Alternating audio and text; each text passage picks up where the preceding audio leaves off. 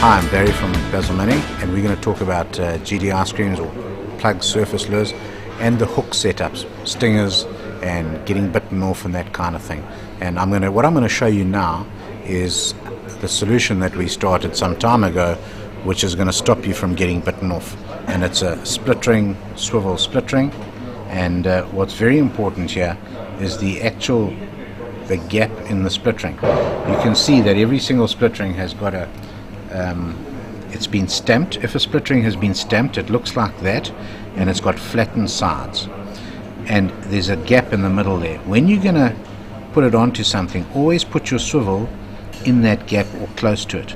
And it's quite easy to put onto a lure. You can actually get that in there and quickly push it like that, and then just move it around until it does that. What you don't want is for this swivel to be too far up there, because the swivel stops the split ring from opening like that, and you can bend your split ring. It's very important that once you've put this on like that, that your split ring is still completely closed and there's no gap for the wire to come off. You can see that there, it's perfect. The hook that I'm going to put on here now is one of these Daiichi stingers. This is a 2.0. There's just 3 sizes that we use. And again, I'm going to try and keep the swivel as far away from this as possible, and I'm going to use the eye of the hook to just get it in there, get it onto this split ring, and come around. There we go. Now you've got a stinger that's going to, when you cast, this is going to come and lie nicely next to the side of the lure, and it's going to be a little bit back, so that when the fish comes and eats this, there's a very good chance that this hook's going to find the corner of his mouth and get stuck in it. You'll also see the way this hook lies, because of the slightly offset eye and the shape. It's a nice wide gape. It's great for hooking fish, especially in the corner. What I'm going to show you now are the different shape lures that we use on the surface, and why these GT ice creams are different shapes. This one is the original.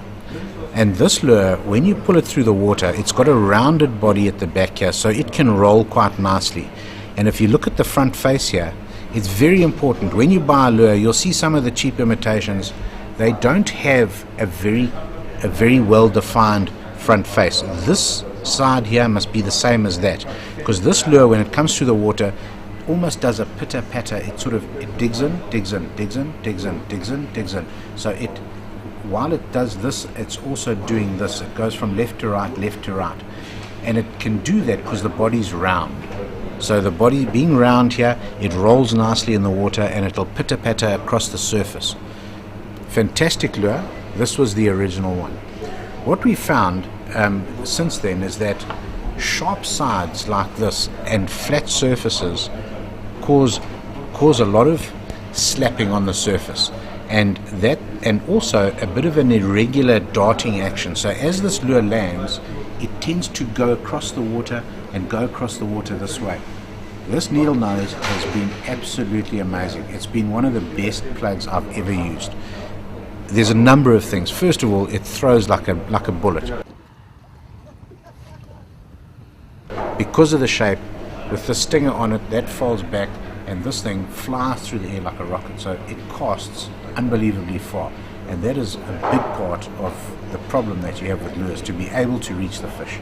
So that's the first thing. It throws a long way. The second one is, being a needle nose like this, when you hook a fish, when a fish comes to eat it, the fish will come and grab this lure. It'll go into its mouth, and you hold your rod up. Very important to keep your rod straight up when you're fishing with these things. And when you're winding and your rod's straight up, this is coming along, bouncing towards you.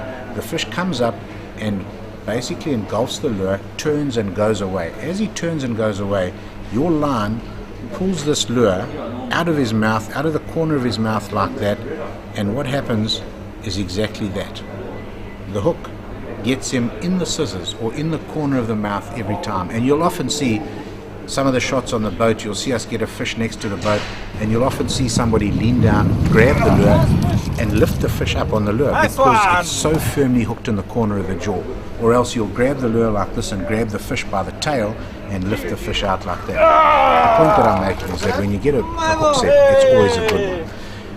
This needle nose lure has got a very good erratic darting action, and it sort of jumps all over a lot more than this lure.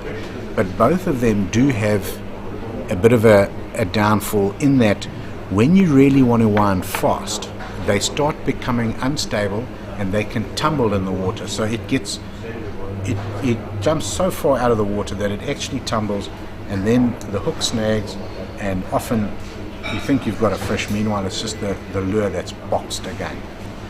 Bearing that in mind, we made this guy here. This is what we call the skinny. So it was made essentially for those really calm, flat water conditions where you need a lure that's going to give a sort of a chup, chup, chup, chup, a much quieter, faster presentation. Because it's longer, it throws well, it's very stable in flight, but more importantly, at speed, it's a lot more stable than any of the other lures. So when you need to do some speed fishing, this is the one.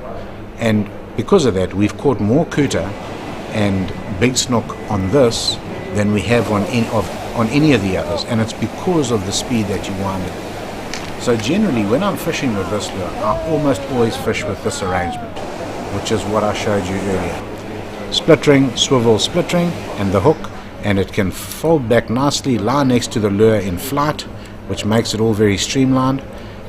And if you're fishing for kuta with this, you also will find that you don't need to put wire, because it's such a long lure. When you hook the kuta with this hook, the lure's a long way away.